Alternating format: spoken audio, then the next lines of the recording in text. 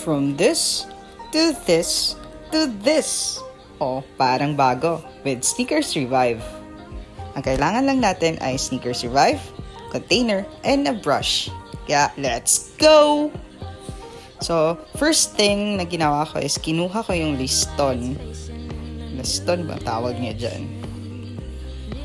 Ayan, done! Sunod, ilagay muna natin. Slightly shake po the Sneakers Revive and put it on the container. And, ayan. For the smell of this, pleasant naman siya sa nose. Okay lang naman. It smells good. Yung face ko lang yung hindi. Ayan, let's start painting our shoes again. So, let the ink soak lang sa kanyang canvas. Ayan. Do this sa lahat ng parte ng ating sapatos. Alright. Kaya itong brush yung pinili ko kasi it can do this. Yung detail.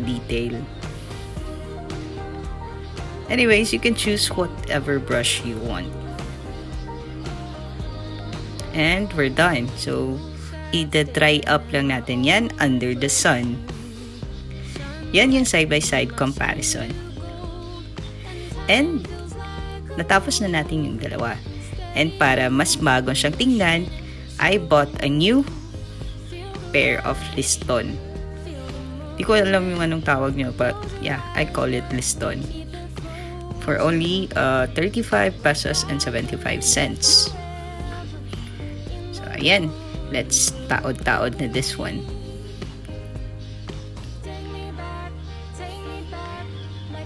So, mahirap po siya ikabit. What's kabit?